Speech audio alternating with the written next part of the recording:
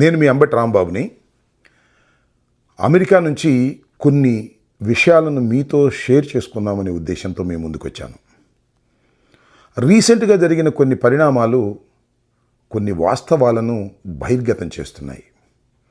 అదేంటంటే, జగన్మోహన్ రెడ్డి గారు ముఖ్యమంత్రిగా ఉన్నటువంటి 5 సంవత్సరాల్లో Telugu Desam, Janasena plus yellow media కలిసి జగన్మోహన్ రెడ్డి గారి మీద చాలా ఆరోపణలు చేశారు.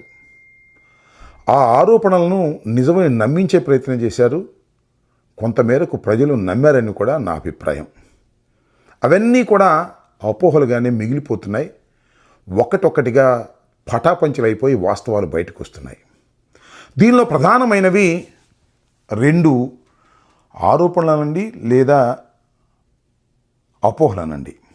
ఒకటి, చిరంజీవి గారిని అవమానించారు అని. సినిమా వాళ్ళనందరినీ కూడా పిలిచి చిరంజీవి గారిని అవమానకరంగా మాట్లాడారు అనేది చాలా భారీ ఎత్తున ప్రచారం చేశారు. దానితో చిరంజీవి గారి అభిమానులనండి, కాపులనండి కొంత హట్ అయ్యారు. ఇది వాస్తవమైనటువంటి పరిస్థితి. రెండవది, చంద్రబాబు నాయుడు గారి సతీమణి, లోకేష్ గారి మాతృమూర్తి, నందమూరి తారక రామారావు గారి కుమార్తె భువనేశ్వరి గారిని వైఎస్ఆర్ కాంగ్రెస్ పార్టీ నాయకులు దూషించారని. వైఎస్ఆర్ కాంగ్రెస్ పార్టీ నాయకులు అనడం కంటే నేనే శాసనసభలో దూషించానని నమ్మించే ప్రయత్నం చేశారు. దానికోసం నాటకీయంగా చంద్రబాబు నాయుడు గారు ఏడ్చి గగ్గోలు పెట్టాడు. ఈ 2 అపోహలు, ఆరోపణలు ప్రజలు కొంతమేరకు నమ్మి వైఎస్ఆర్ కాంగ్రెస్ పార్టీకి దూరం అయ్యారనేది నా వ్యక్తిగతమైనటువంటి అభిప్రాయం. కానీ వాళ్ళు చూస్తే ఒక్కటొక్కటిగా ఆ అపోహలన్నీ విడిపోతున్నాయి.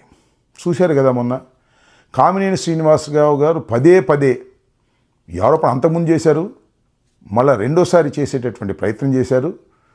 చిరంజీవి గారిని అవమానపరిచే విధంగా ట్రోల్ చేశారనేటువంటి మాట మాట్లాడారు. దానితో పాటు మరి వెంటనే అందుకున్నటువంటి బాలకృష్ణ గారు దానికి భిన్నంగా మాట్లాడి దాన్ని ఒక పెద్ద వివాదం చేశారు. శాసనసభలోనే పెద్ద వివాదం చేశారు.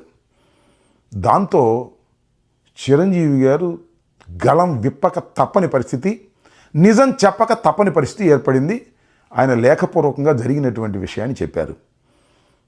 జగన్మోహన్ రెడ్డి గారు మమ్మల్ని ఎవరిని అవమానించలేదని, ముందు 5 చాలు అన్న జగన్మోహన్ రెడ్డి గారు 10 మంది వస్తామన్నా కూడా అంగీకరించి మమ్మల్ని సాదరంగా ఆహ్వానించారు, సమస్యల పరిష్కారానికి కృషి చేశారనేది చాలా స్పష్టంగా చెప్పారు. దీంతో ఇన్నాళ్ళ నుంచి జగన్మోహన్ రెడ్డి గారు చిరంజీవి గారిని అవమానించారు, చిరంజీవి గారిని కించపరిచారు, చిరంజీవి గారిని కించపడటం అంటే చిన్న విషయం కాదు అని ప్రచారం చేసిన వాళ్ళ అందరి నోళ్లల్లో ఎలక్కాయ పడింది. దాంతో ఒక విషయం చాలా క్లియర్గా అర్థమైపోయింది. జగన్మోహన్ రెడ్డి గారు సినిమా నటులు వచ్చినప్పుడు వారిని సాదరంగా ఆహ్వానించారు తప్ప, చాలా స్పష్టంగా చిరంజీవి గారే చెప్పారు. దానికి ఇంకోటి చిరంజీవి గారు యాడ్ చేశారు. నిజం కూడా అది. ఎంత చిన్నవాళ్ళనైనా పెద్దవాళ్ళనైనా తగ్గి మాట్లాడే స్వభావం కలిగినటువంటి వ్యక్తి చిరంజీవి గారు. ఆ తగ్గి మాట్లాడినటువంటి మాటలు చంద్రబాబు నాయుడు గారుతో సహా వాళ్ళే ట్రోల్ చేసి చిరంజీవి గారిని అవమానించారనేటువంటి మాటలు మాట్లాడి ఎన్కాష్ చేసుకోవడానికి ప్రయత్నం చేశారు. రెండో అంశం ఏంటంటే, భువనేశ్వరి గారిని దూషించారని, అది కూడా సాక్షాత్తు శాసనసభలోనే దూషించారనేటువంటి మాట మాట్లాడారు. అది కూడా నేనే దూషించాననేటువంటి మాట మాట్లాడి గందరగోళం చేశారు. చంద్రబాబు నాయుడు గారు అయితే బావురుమని ఏడ్ చేశారు. ఒక సింపతి గెయిన్ చేసుకునేటటువంటి ప్రయత్నం చేశారు. ఇవాళ కూడా లోకేష్ గారు పదే నా తల్లి గారిని అవమానించారని సందర్భం లేకపోయినా అసందర్భంలో కూడా మాట్లాడి ఇంకా దాన్ని ఎన్కాష్ చేసుకోవడానికి ప్రయత్నం చేస్తున్నారు. ఇది చాలా దురదృష్టకరమైనటువంటి పరిణామాన్ని మనం చేస్తున్నాం. శాసనసభలో ఆ రోజు ఆమె పేరు కూడా ఎత్తలేదు. ఎత్తకపోయినా దాన్ని పొలిటికల్ అడ్వాంటేజ్ కోసం చంద్రబాబు నాయుడు గారు గందరగోళం చేసి ఏడ్చి సింపతి పొందేటటువంటి ప్రయత్నం చేశారు. కొంతమేరకు నమ్మిన వాళ్ళు సింపతి కూడా ఇచ్చినట్టుగా నాకు అనిపిస్తూ ఉన్నది. ఇవన్నీ కూడా అవాస్తవాలను ఏ విధంగా ప్రచారం చేశారు, ఆ అవాస్తవాలు ఏ విధంగా విడిపోతున్నాయనేది ఇక్కడ మనం గమనించవలసినటువంటి అవసరం ఉన్నది. కామినేని శ్రీనివాస్ గారు నిన్న శాసనసభలో నేను చేసినటువంటి వ్యాఖ్యలు వివాదాస్పదమైనవి, వాటిని రికార్డ్స్ నుంచి తొలగించండి అని స్పీకర్ గారిని కోరారు. అలా కాదు కోరవలసింది.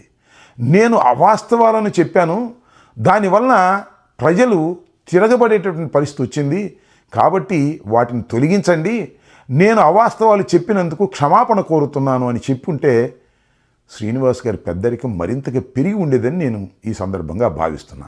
ఇదంతా జరుగుతున్న బాలకృష్ణ గారు మాత్రం నోరు మెదపటం లేదు. ఆయన అలాగే ఉన్నాడు. తన అన్న మాటలు కట్టుబడి ఉన్నట్టుగానే అర్థమవుతా ఉన్నది. ఇది కూడా చాలా దురదృష్టకరమైనటువంటి పరిణామం. వీటన్నిటికన్నా మించి మరొక విషయాన్ని ఇక్కడ ప్రస్తావన చేయాలి, తప్పదు. పవన్ కళ్యాణ్ గారు జనసేన అధిపతి, ఇవాళ ఉప ముఖ్యమంత్రిగా ఉన్నారు, ఈ ప్రభుత్వంలో కీలకమైన భాగస్వామిగా ఉన్నారు. ఒక మాటలో చెప్పాలంటే ఇవాళ ఈ ప్రభుత్వం ఉంది అంటే ఆయన త్యాగాలే కారణమని వాళ్ళే చెప్పుకుంటున్నారు. అలాంటి వ్యక్తి అన్నగారిని శాసనసభలో దూషించే విధంగా మాట్లాడితే ఎందుకు మౌనంగా ఉన్నారో నాకు అర్థం కావటం లేదు. ఏదైనా అన్యాయం జరిగితే నాది తిరగబడే స్వభావం అనేటువంటి వ్యక్తి అన్నయ్యని శాసనసభలో అవమానిస్తే పొన్నెత్తి మాట కూడా మాట్లాడుకోకుండా మౌనంగా ఎందుకున్నారనేది ఇక్కడ ప్రశ్న. అంటే పవన్ కళ్యాణ్ గారి యొక్క వ్యక్తిత్వం మీద చాలా అనుమానాలు కలుగుతున్నాయి. కన్వీనియంట్గా మాట్లాడతాడు. చంద్రబాబు నాయుడు గారికి నష్టం చేసే అంశమైతే సైలెంట్గా ఉంటారు. జగన్మోహన్ రెడ్డి గారికి నష్టం చేసే అంశమైతే గొంతెత్తి బిగ్గరగా మాట్లాడతారు. కన్నింగ్ నేచర్ ఉన్నది అనేటువంటి భావన బహిర్గతం అవుతా ఉన్నది. కాబట్టి ఇప్పటికైనా సరే పవన్ కళ్యాణ్ గారు ఆలోచన చేయాలి. శాసనసభలో చిరంజీవి గారిని ఈ విధంగా కించపరిచే విధంగా మాట్లాడిన పాత్రకైనా సరే ఆయన నోరు విప్పి మాట్లాడవలసిన అవసరం ఉంది. అలా నోరు విప్పి మాట్లాడకపోతే ఆయన కన్వీనియంట్గా తప్పుకుపోయేటటువంటి మనస్తత్వం అని, కన్నింగ్ నేచర్ కొద్దిగా ఉంది అనేటువంటి భావన ప్రజలు ఎస్టాబ్లిష్ అయ్యే ప్రమాదం ఉన్నదని నేను భావిస్తున్నాను, అభిప్రాయపడుతున్నాను. దయచేసి పవన్ కళ్యాణ్ గారు దీన్ని ఆలోచించవలసిందిగా వారిని కోరుతున్నాను. ధన్యవాదాలు. హిట్ టీవీ యాప్, ఇందులో short news, live news, entertainment shows, movies, digital magazines తో పాటు మీ జిల్లా వార్తలను కూడా ఫ్రీగా చూడొచ్చు.